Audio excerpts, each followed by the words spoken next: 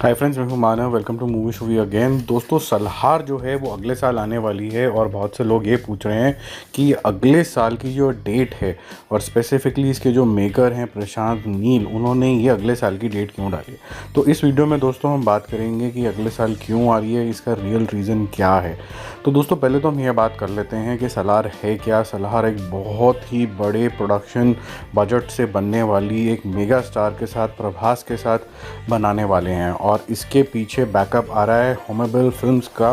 Mister विजय इसको produce कर रहे हैं। तो इसका जो स्केल है वो हमें इनके पोस्टर से ही समझ में आ रहा है कि कितना बड़ा होगा।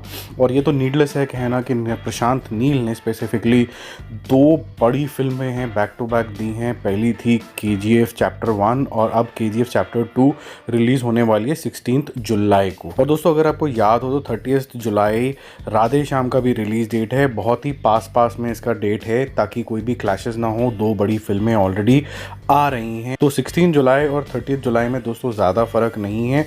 मेकर्स ने KGF 2 और राधे श्याम में सिर्फ 2 हफ्ते का गैप रखा है ताकि बॉक्स ऑफिस पे दोनों फिल्में अगर अच्छा करती हैं तो कमाई डिस्ट्रीब्यूट ना हो। फिलहाल में दोस्तों आपको दिखेंगी श्रुति हासन और इसको साइमल्टेनियसली तेलुगु कन्नड़ा लैंग्वेज में शूट किया जा रहा है। हालांकि ये हिंदी, तमिल और मलयालम लैंग्वेज में भी रिलीज़ होगी। एक और रीज़न है दोस्तों जिसकी वजह से प्रशांत नील ने ये डिसीजन लिया है कि सलार 14 अप्रैल 2022 में आए। और वो बहुत बड़ा रीज़न क्योंकि उसकी सारी टीम जो KGF 2 में बिजी है वो सेम टीम सलार के ऊपर भी काम करेगी। फॉर एग्जांपल जो म्यूज़िक है वो रवि बसरूर का है सलार के अंदर भी, और जो कि KGF चैप्टर 2 के अंदर बिजी रहेंगे जून जुलाई तक। और अगर आप सिनेमेटोग्राफी की बात करें वो भी भुवन गौड़ा ने करी है, जिन्होंने चैप्टर 1 और चैप्टर 2 ऑफ KGF के अंदर भी अपना कंट्रीब्यूशन किया था। अब दोस्तों जो न्यूज़ आ रही है प्रोडक्शन हाउस से सलार के बारे में वो ये है कि इसका जो स्केल है कुछ ज़्यादा ही बड़ा होने वाला है।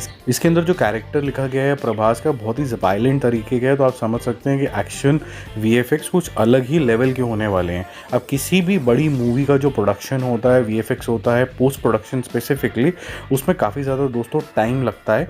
तो अगर 16 जुलाई को प्रशांत नील की KGF चैप्टर 2 आ रही है तो ये नियरली इम्पॉसिबल है कि सिर्फ 6 महीने के अंदर जो बचा हुआ 2021 है उसके अंदर प्रशांत नील सलार को भी रिलीज़ कर पाएंगे। और जिस स्केल पे सलार बन रही है मेरे ख्याल से पूरा टाइम लगा के उसको अच्छे से पका के ही हमारे को परोसना चाहिए। बीच में कोई भी हाफ मेजर्स नहीं लेने चाहिए।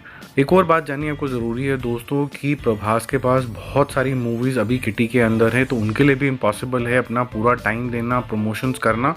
तो सलार के अलावा उनके पास नाग अश्विनी की एक और बहुत बड़ी फिल्म है जो वो दीपिका पादुकोण के साथ करने वाले हैं। कहा जा रहा है कि ये साई-फाई फिल्म होगी और काफ़ी बड़े स्केल पे होगी। ओम रेनौत की तो दोस्तों रामायणा के ऊपर बेस्ड आदि पुरुष आपको पता ही होगी। और उसके अलावा romantic drama Radhe Shyam directed by Radhe Krishna Kumar जो कि 30 जुलाई को रिलीज़ होगी वो भी है।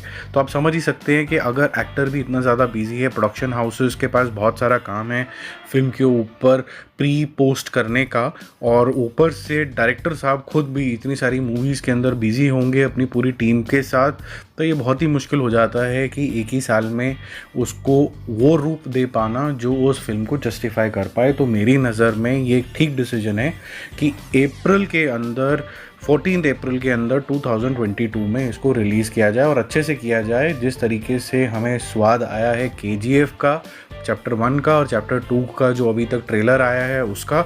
आई एम श्योर जब प्रभास का सलार रिलीज़ होगा तो भी ऐसे ही मज़ा आएगा।